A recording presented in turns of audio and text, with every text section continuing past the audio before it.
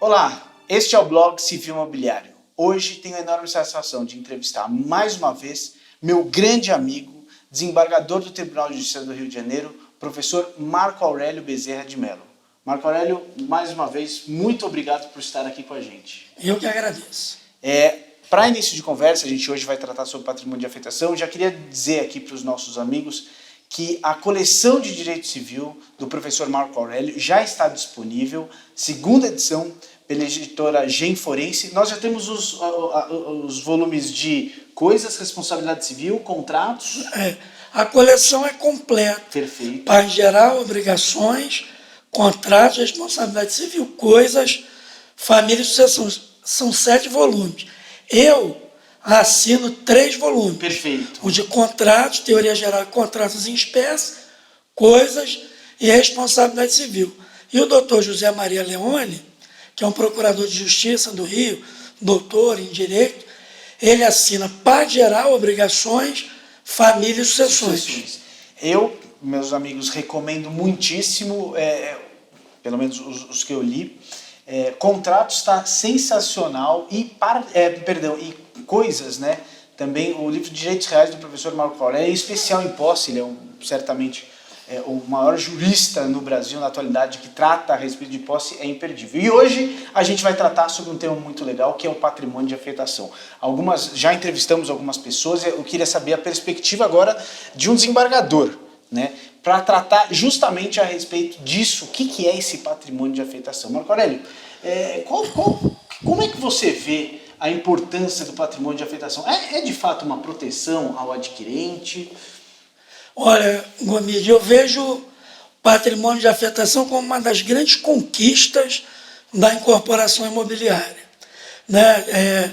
As pessoas que têm mais idade devem se lembrar de um caso muito triste no Brasil, que foi o caso Incol. Perfeito. É conhecido como caso Incol. Acho que se clicar em algum site de busca, caso Incol, deve vir a história, em que vários adquirentes de unidades autônomas quitaram as suas promessas e não receberam seus imóveis, pelo simples fato de que essa construtora recebia ativos dos adquirentes. Ela, com esses ativos recebidos, ela ia entregando os empreendimentos que estavam mais em atraso. Perfeito. O cobertor é curto, no final, milhares, em várias capitais, Belo Horizonte, Rio de Janeiro, São Paulo, na Barra da Tijuca, até hoje tem lá um espigão lá inacabado. Algumas pessoas ainda conseguiram se reunir, fizeram uma comissão de representantes para prosseguir na obra, enfim. Um sofrimento muito grande naquilo que é muito sensível à classe média, ao trabalhador, que é o sonho da casa própria. A gente não pode perder esse foco, não é verdade? E aí, um jurista que eu tenho profundo respeito, aliás, temos, que é o doutor Melina Menchalhub, ele teve a sensibilidade de ressuscitar um instituto utilizado na velha Roma, no direito anglo-saxão também, que é a ideia da fidúcia com o patrimônio de afetação. O que seria? Patrimônio de afetação é uma segregação patrimonial funcional. Você tem uma finalidade X e você afeta aquele patrimônio, você faz uma blindagem patrimonial. Todos os ativos que entrarem para a incorporadora ficarão vinculados para aquela finalidade social. Finalidade social, que é o empreendimento, ela vai justificar o patrimônio de afetação. Isso é uma garantia extraordinária para o consumidor, para o adquirente, mas mais do que isso, ela é também uma garantia para a função social do contrato, para o próprio incorporador, para o empreendimento, para a circulação de riqueza, para a manutenção dos empregos, para o recolhimento do tributo. Vale dizer, vai fazer um edifício, vai construir o quê? 1.000 unidades autônomas, 1.000 pessoas vão recolher e aquele empreendimento está afetado para isso. Nós vamos encontrar, então, numa lei de 97, que é a Lei 9.500, me refiro aos alunos que também, Claro. né, consultem o artigo 31A da Lei 9.514 de 97, que vocês vão ver essa possibilidade de segregação patrimonial. E você dizia antes das críticas, né, que são feitas, né?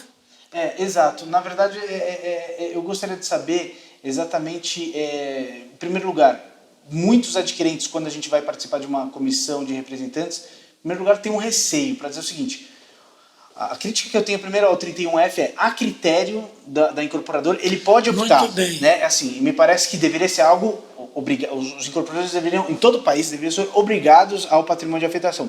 E quando a gente vai formar, às vezes, uma comissão de representantes, os adquirentes têm muito receio para dizer: o que você, incorporador, se é a critério, o que você escolheu? A meu benefício não foi. Né? Na realidade, o incorporador ele também tem um benefício, porque ele tem alguns abatimentos tributários, ele tem enfim, benefícios tributários, e por isso que ele... Mas me parece, né, que deveria ser algo imposto ao incorporador. Né? Olha, eu estou de pleno acordo e um conhecimento aí de algibeira, porque eu acompanhei com o Melim Jalhub essa discussão que deu ensejo ao patrimônio de afetação. E na redação original, aprovada pelo Instituto dos Advogados Brasileiros, no qual o Melim submeteu democraticamente entre os advogados especialistas, era algo obrigatório. A gente sabe que lá na Lei 4591 de 64, a quantidade de obrigações do incorporador para aprovação de um memorial de incorporação, do 32. Para o registro do memorial. Quer dizer, seria mais uma. Tem que instituir o patrimônio de afetação. Mas, aos 48 minutos do segundo tempo, na última rodada, no Congresso Nacional, foi alterado o é obrigatório para a expressão. Isso é fato. Isso é fato. O anteprojeto era obrigatório. De repente, mudaram. Dentro de uma sala. Não, vamos mudar a redação. E virou a critério. E aí esmaeceu muito a garantia. Ela ficou muito frágil. Eu vejo que, de fato, assim, as incorporadoras têm optado, as maiores, começando. Né? Mas no resto do Brasil, quando eu vou viajar e vou dar alguma palestra, conversar, o pessoal diz: aqui ainda é uma exceção. E você vê como a importância da obrigatoriedade, né? Porque grandes incorporadoras, não, o patrimônio de afetação não seria algo tão necessário quanto as médias e pequenas. Porque essas quebram muito. Vou dizer, lá no Rio de Janeiro tem uma região em que é feita muita incorporação para 10, 12 unidades autônomas. Recreio dos Bandeirantes é uma área em que o gabarito é baixo e são 3 andares mais a cobertura. Quer dizer, terceiro andar já é a cobertura. Certo. Então são 8 unidades autônomas. São pequenas incorporadoras. Quebram e não tem o patrimônio de afetação, os credores vêm em cima. Então é lamentável que não seja obrigatório.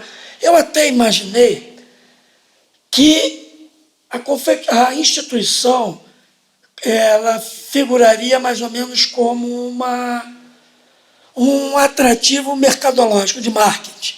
Por exemplo, eu estou vendendo a unidade autônoma de frente para a praia, é assim, é assado, e patrimônio, venha comigo, garanta a entrega do seu imóvel. Mas eu não vi isso acontecer. É verdade. Eu falei, não tem problema, porque isso não virou. E essa é uma crítica. E nós comentávamos também uma outra crítica que é feita, que é o seguinte: o artigo 9º da Lei 10.931 de 2004, ele excluiu 3 créditos que normalmente a incorporadora tem. O que eu quero dizer é o seguinte: mesmo que se faça patrimônio de afetação, credor tributário, credor trabalhista, credor previdenciário fura o patrimônio de afetação. E eu vejo isso de forma muito equivocada. Muito equivocada. Se muito, o trabalhador.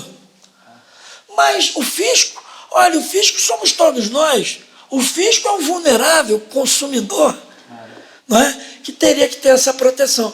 E isso foi lobby feito exatamente pelo governo federal, com medo de que o patrimônio de afetação evitasse a arrecadação tributária. Então nós tivemos ali um arranhão perigoso. E recentemente um outro arranhão também mais perigoso que esse.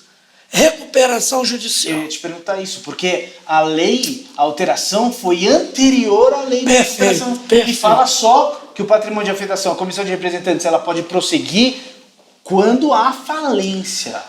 Perfeitamente. Isso é uma preocupação tremenda. Por quê?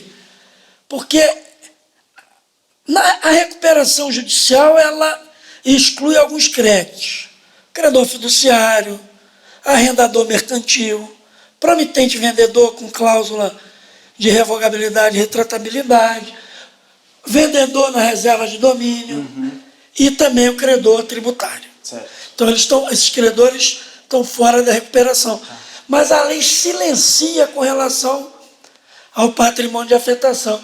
Mas, para nossa alegria, esse que é um pensador dessa matéria, doutor Melim, e eu estava na comissão com ele, apresentou na 8ª Jornada de Direito Civil, que aconteceu no STJ, agora em abril de 2018, uma proposta de enunciado que acabou aprovada, por maioria, mas foi aprovada. É o enunciado 628 da 8ª Jornada de Direito Civil do Conselho da Justiça Federal, Superior Tribunal de Justiça. O enunciado é longo, mas o que ele diz é o seguinte: patrimônio de afetação está fora da recuperação judicial. Ótimo. Quer dizer, foi de muito bom tom. Então nós temos assim, você que milita nessa área, muito mais do que eu, porque eu sou desembargador de Câmara Civil, são várias questões, né? Sim. Quem conhece mais isso são os advogados, como você, Isso. o Melim, o André Abelha, tantos outros, né, que estão no dia a dia. O doutor Rodrigo Toscano, que é o nosso amigo Fábio Azevedo, são experts, mestres nessa área, tem municiado de informações que o patrimônio de afetação está bombando. Que bom. E agora tem um projeto de lei que, inclusive, incentiva. Porque se a incorporadora fizer patrimônio de afetação e houver desistência do promitente comprador, ela pode ficar com um percentual maior. Exato. Em caso de descumprimento do contrato. Isso. Então está começando a ter fomento. Não, o que eu acho que o mercado imobiliário não quer, as incorporadoras não querem, as instituições financeiras não querem, sobretudo os trabalhadores, que a gente tem que pensar nos consumidores todo momento. Ninguém quer um novo caso Incol para manchar a história brasileira. Claro. Que esse caso Incol sirva de estímulo, de incentivo para que nós, juízes, advogados, os promotores, a família jurídica, dê as mãos com os empresários.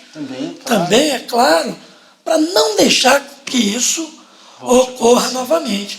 Porque é uma frustração, imagina, é um sonho de uma vida inteira. Claro. Sonho da casa própria. Até hoje eu vejo em algumas assembleias que eu vou de Constituição do Patrimônio de Afetação, pessoas que dizem: Alexandre, olha, depois de 20 anos que eu tive um problema para comprar um imóvel, agora eu consegui me restabelecer e estou dando entrada de novo. E eu estou muito seguro em razão do patrimônio de... Olha, é esse depoimento que eu ouço dos militantes e que me enche o coração de alegria. Porque quem está na ponta aí... É verdade. Marco Aurélio, mais uma vez, não tenho palavras aqui para agradecer você vir aqui ao nosso escritório e fazer essa gravação. É sempre um prazer te ouvir. Foi um bate-papo incrível e, por favor, volte sempre. Sempre que deprecado for. Obrigado, Marco Aurélio. Boa, obrigado.